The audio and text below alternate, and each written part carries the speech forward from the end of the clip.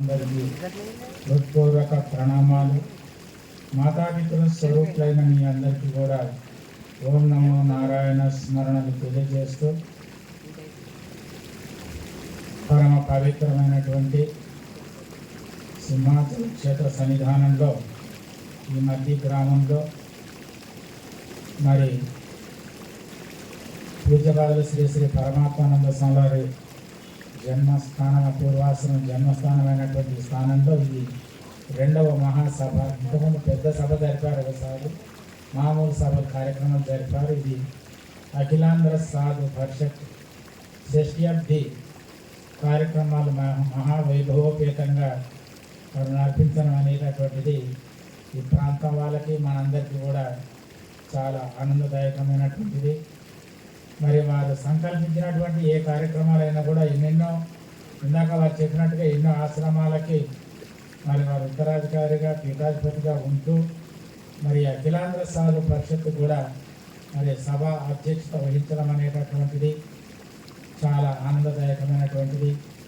వాళ్ళ దివ్య సంకల్పులు మేము చూసినటువంటి వాళ్ళల్లో మొట్టమొదటి అనుష్ఠాన పరులలో ముఖ్యంగా వ్యాసాశ్రమ బ్రహ్మీభూత మహర్షి సద్గురు శ్రీ శ్రీ విద్యానందగిరి స్వామి వారు అనుష్ఠానంలో నిజంగా బ్రహ్మనిష్ఠులు, అనుష్ఠాన శ్రోత్రియ బ్రహ్మనిష్ఠులు అనేటటువంటి యొక్క సాధక నామధేయము విద్యానంద స్వామి వారికి చెల్లింది.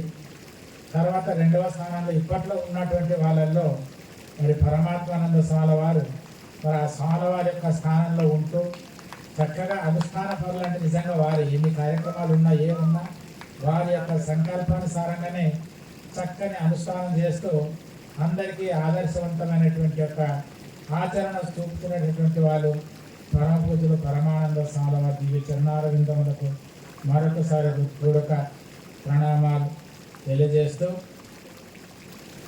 మహర్షి మలయాళ స్వామి వారు మరి ఆంధ్రదేశోద్ధారకులు, అందులో మరి ముఖ్యంగా ఆధ్యాత్మిక ప్రచారకులుగా పేరు పొంది భగవద్గీతని అందరికీ చదివేటట్టుగా ప్రచారం చేసినటువంటి మహాత్ములలో మొట్టమొదటి వారు మహర్షి మలయాళ స్వామి వారు. మలయాళ స్వామి లేకపోతే ఈరోజు ఇలాంటి సభలు కానీ భగవద్గీత ప్రచారాలు కానీ అదేవిధంగా ఉపనిషత్ గ్రంథాలు కూడా మరి మనందరికీ అందేటటువంటివి కావు.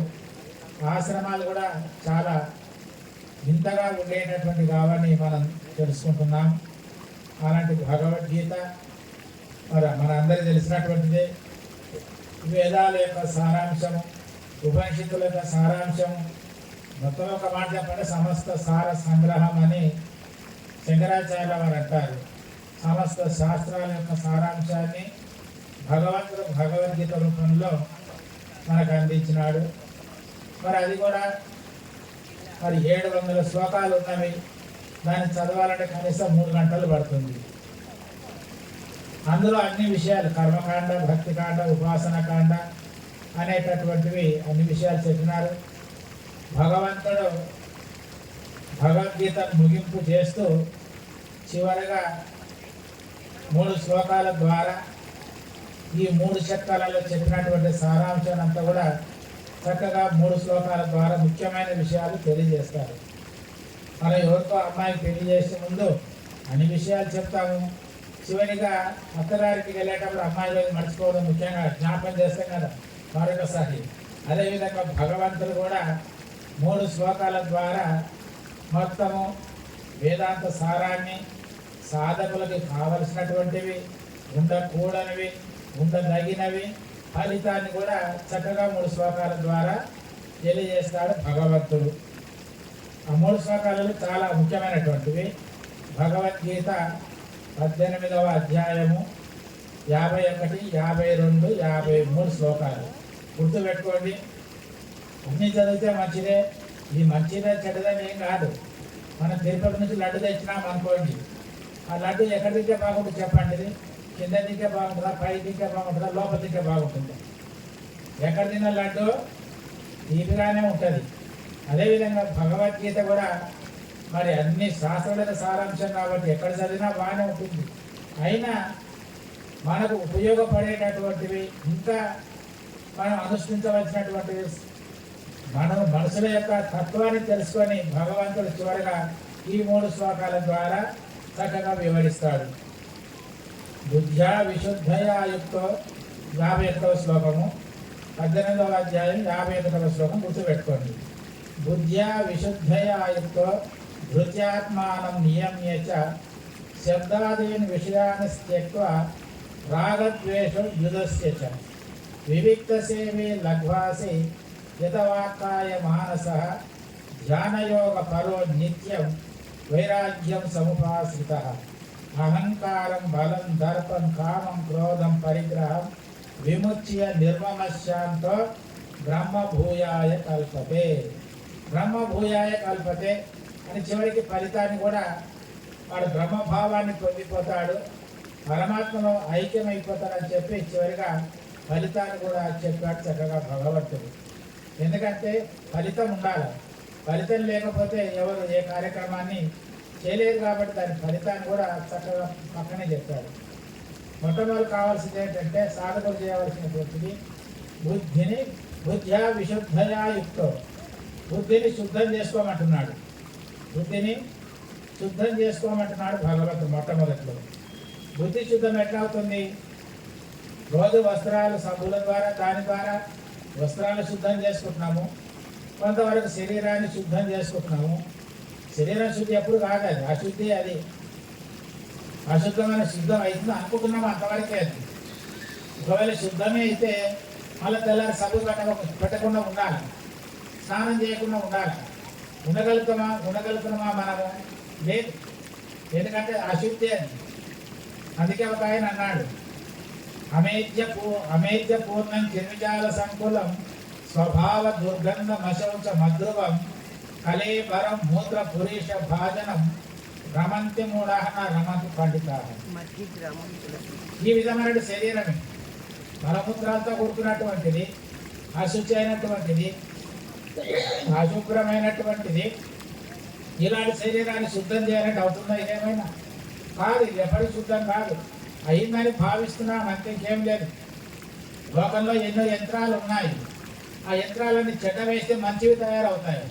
కానీ ఈ శరీరం అనే యంత్రంలో మంచి వేస్తే ఏమవుతున్నాయి? అది చెడిపోతుంది, పిల్లలు ఏమి మంచి రావు. ఎవరో ఒక ఆయన పోయి ఒక గురుగారు అదే పంచాన్ని వస్తువు తీసుకురామన్నాడు. అందరూ తిరిగి వస్తున్నారు, ఏ విధంగా అన్ని పనికి వచ్చేట్లేదు. లాస్ట్కి ఎక్కడ ఒక మలం కనపడ్డదంట, దుర్వాసన పడుతుంది. దాన్ని పట్టుకొని వచ్చాడు వాడు, గురుగారికి ఇద్దామని. ఆ పట్టుకోనికపోతే అది అన్నదంటారు, డోంట్ టచ్ మీ అన్నదంటారు. ఒరే పనికి మళ్ళీ నేను నాకోద్దు అన్నదంటారు. ఎందుకంటే నేను తిరుపతి లడ్డుగా ఉన్నాను, ఒక రాత్రి నీ స్నేహం చేసినందువల్ల ఈ గతి నాకు పట్టింది, ఇంకా తీసుకొని ఇంకే గతి పడుతుంది, అందుకే కాకోద్దు అన్నదంటారు. ఎట్లా నడుస్తుందని అడగబోకండి, సారాంశం గ్రహించాలి. కాబట్టి అలాంటి శరీరాన్ని మనం శుద్ధి చేయాలంటే సబ్బులు కథలు అవుతున్నాయి, పేస్ట్ కవం అవుతున్నాయి, అన్నీ పోతున్నాయి. కానీ శరీరం మాత్రం శుద్ధి కాదు. అద్విగాత్రాన్ని శుద్ధి అని ఒక కొంతవరకు శుద్ధి అవుతుంది, ఇంకేం లేదు. అద్విగాత్రాన్ని శుద్ధి అంటే మనస్సత్యేన శుద్ధి. ఇంకా శరీరంలో మనసు ఉంది, మరి మనసు ఎట్లా శుద్ధం అవుతుంది? మనకు కనబడితే ఆ మనసుని శుద్ధం పట్టుకొని చేయొచ్చు, మరి కనబడితే కదా, దొరికితే కదా అసలు అది. రమణ మహర్షి దగ్గరికి ఒక ఆయన పోయినాడంట, స్వామి నా మనసు బాగుండడం లేదు, నా మనసు శాంతి లేదు స్వామి, అంతా అశాంతి ఉంది, నాకు మనశ్శాంతిని కలిగించండి, నాకు సుఖాన్ని కలిగించండి స్వామి అన్నాడంట. సరే రేపు రాబోయే అని చెప్పినట్టు ఆయన. రేపు వచ్చినట్టు పంచరాలు వచ్చినాడు ఆయన. అయ్యా ఏం బాగలేదు? నా మనసు బాగలేదు అన్నాడంట. నీ మనసు ఎట్లుందో చూపించమన్నాడంట. మనసు ఎట్లుందో నాకు చూపించవయ్యా, బాగు చేస్తాను అన్నాడంట. చూపిస్తారు ఎవరైనా?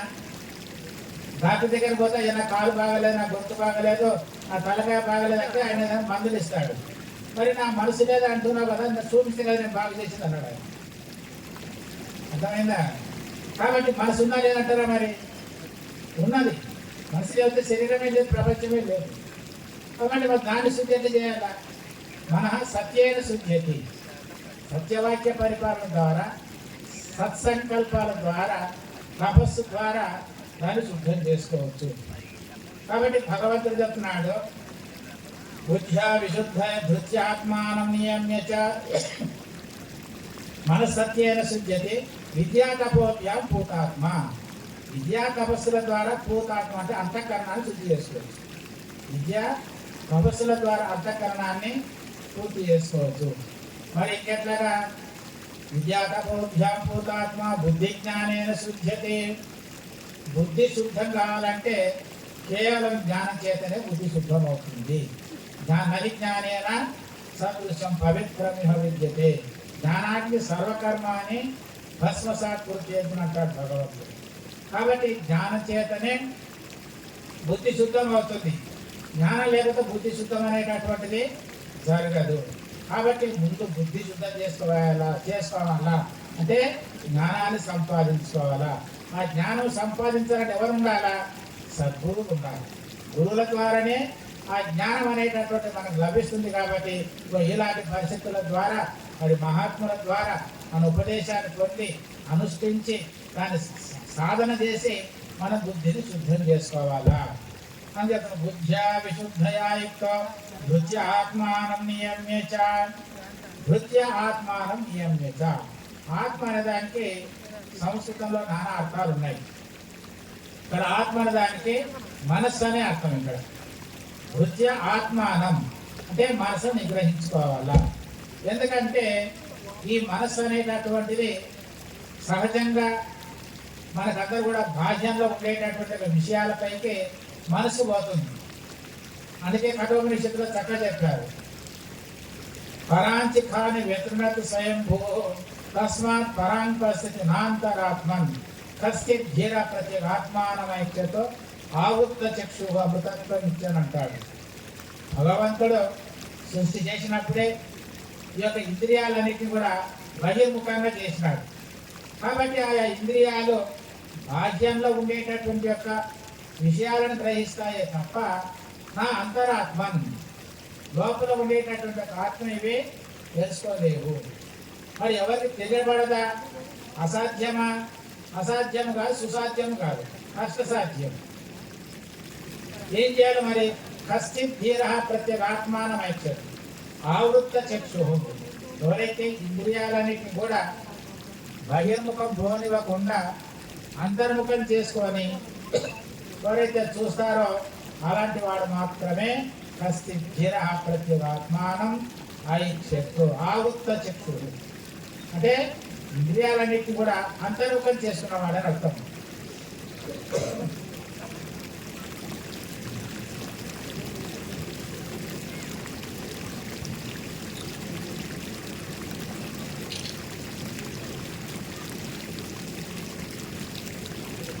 అమృతత్వం ఇచ్చాను. ఎవరైతే ఆత్మజ్ఞానాన్ని, అమృతత్వం అంటే జరామరణాలు లేకుండా ఉండేటటువంటి స్థితిని సంపాదించాలనుకుంటాడు అలాంటి వాడు మాత్రమే ఇంద్రియ నిగ్రహాన్ని చేసుకోగలుగుతాడు. అందుకే భగవంతుడు మొట్టమొదటిస్తున్నాడు, బుద్ధ్యా విశుద్ధయా యుక్తో ధృత్య ఆత్మానం నియమ్య చ శ్రద్ధాదీన్ విషయాన్ని త్యక్త్వా. మూడవ చెప్తున్నాడు, శ్రద్ధాది విషయాలను వదిలిపెట్టాలా. శబ్ద స్పర్శ రూపరస గంధాలు అనేటటువంటి విషయాలని వీటన్నిటిని కూడా వదిలేసుకోవాలా. శ్రద్ధాదీన్ విషయాన్ని త్యక్త్వా రాగద్వేషం యుధస్య చ. రాగము ద్వేషాలు వదిలిపెట్టాలి. శబ్దాది విషయాలు కావాలని విపస్తవి. రాగద్వేషాల వలన శబ్దాది విషయాలు ఎంతో ఆసక్తి పోతుంది. వాటిపైన ఆసక్తి పోవాలంటే ఏముండాలా? రాగము ద్వేషం ఉండాలి. రాగం అంటే ఏంటి? కావాలనేది రాగము. ద్వేషం అంటే ఎప్పుడు వస్తుంది? దాంట్లో ఉండేటటువంటి యొక్క దోష దృష్టి ద్వారా ఉన్నప్పుడు ద్వేషం వస్తుంది. విషయ సుఖాల యందు ద్వేషం కలగాలంటే మొట్టమొదటి ఏముండాలంటే దానిపైన విచారణాత్మకమైనటువంటిది దోష దృష్టి ఉండాలి. దోష దృష్టి ఉంటేనే దానిపైన ద్వేషం కలుగుతుంది, వైరాగ్యం వస్తుంది. దోష దృష్టి లేనంతసేపు ఈ విషయ సుఖాలే ఆనందంగా ఉన్నాయి అనుకున్నంతసేపు ప్రపంచంలో విషయ సుఖాలపైనే ఉంటాడు. కాబట్టి భగవంతుడు చెప్తున్నాడు, శబ్దాదీన్ విషయాన్ని సంగ్రహంగా చెప్పేస్తాను, అంత టైం లేదు కాబట్టి 2 నిమిషాలు. రాగద్వేషం శబ్దాదీన్ విషయాన్ని త్యక్త్వా రాగద్వేషం యుధస్య చ. రాగాన్ని ద్వేషాన్ని కూడా రెండింటిని వదిలిపెట్టాలా. రాగం అంటే కావాలనుకోవడము, ద్వేషం అంటే దానికన్నా వ్యతిరేకంగా వస్తే అదే ద్వేషం అవుతుంది.